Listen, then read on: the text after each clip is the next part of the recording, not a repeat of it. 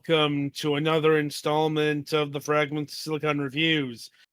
I suppose first up, apologies for any distortion in my voice this week. Came down with a cold over the weekend. Yes, the illness. It's one way of putting it. The weekend of 1,000 cough drops. No. I'm just glad things have improved enough for me to talk for long stretches of time. And be legible. Anyway, so with that in mind, welcome to another installment of the Fragments Silicon Reviews. 4 videos, 3 reviews, 1 impressions this week. The first of which is Necrosmith 2. Like a dead man reanimated by dark sorcery, the Necromancer simulator is back. I suppose before we continue forth, we have no previous knowledge or anything of that nature to the Necrosmith series. We haven't played the first one. Give the undead the ability to fly over mountains and swim across rivers, explore a fully generated world at night, and fend off the enemy hordes during the day. Start a new life. Pun intended. Yeah, so this one was a curious game. I can't say I've ever played anything that functions like it does.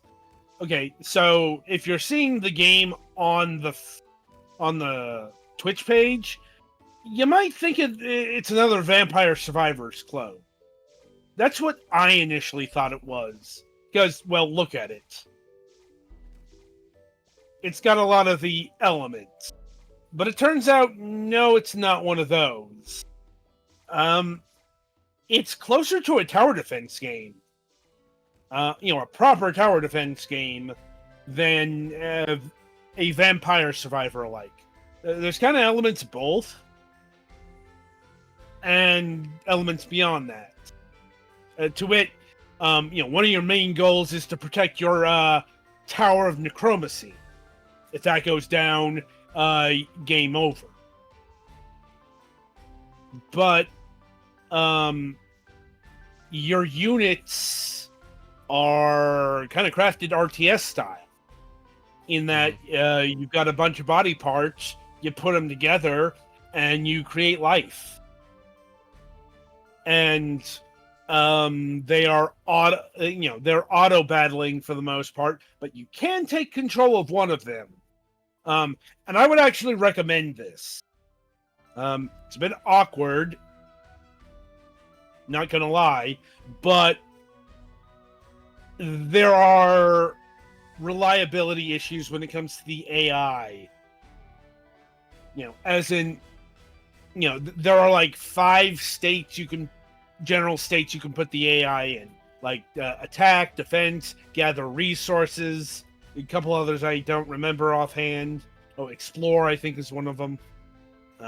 But it's like if you want to gather specific resources, you're better off doing it yourself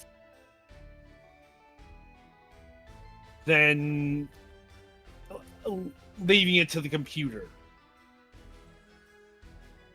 And yeah, in order to build your corpses, you need 2 legs, 2 arms, a body, and a head. And you'll get these in various forms and functions, some of which will allow you to traverse water and air, as the marketing blurbs alluded to. But those are later game unlocks. And as in regards to the timer there, I'm not exactly sure what that signifies, because I got through the initial, time, and it just kept going. So it's not a Vampire Survivor counter.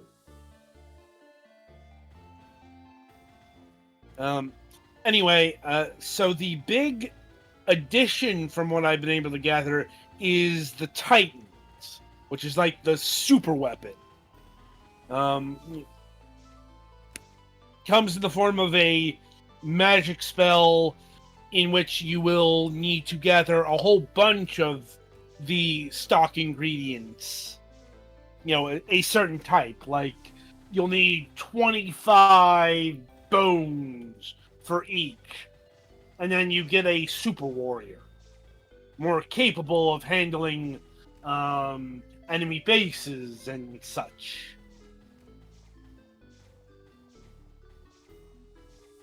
Right.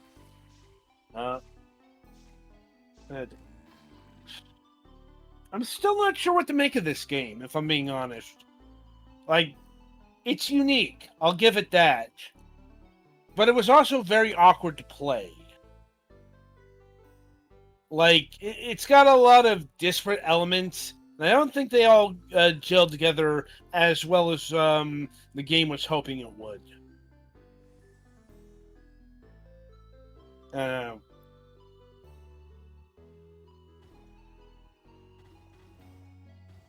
I suppose on the upside, I'm glad it wasn't another Vampire Survivors clone. Because this game has ambition. It's just awkward is all. Petty, anything else from your corner? It's very dense.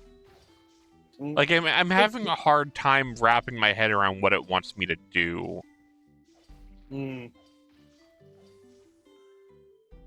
Like, it's a strategy game, so there's going to be a lot of that. And what it actually wants you to do is pretty, I'm not going to say simple, but a lot more straightforward when you understand the systems. And that's probably why, just doing this for review, I don't have a chance to sit down and try and understand all this. Yeah. Like, there's the day-night cycle. Monsters are more powerful at night, if I'm remembering correctly. Yours or theirs? Yes.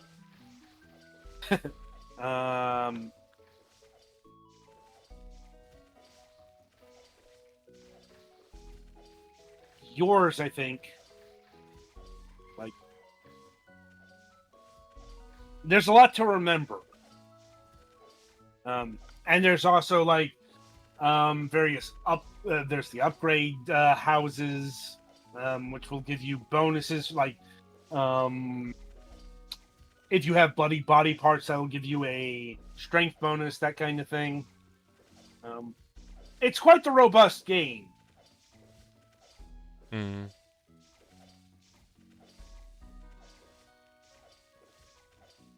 Like I said, it's just not put together all that well.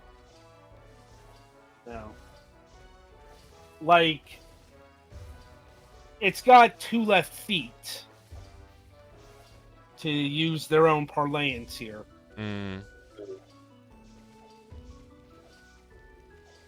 Anyway, in terms of pricing, so this game is eminently affordable as well, clocking in at a mere $7.99, $8.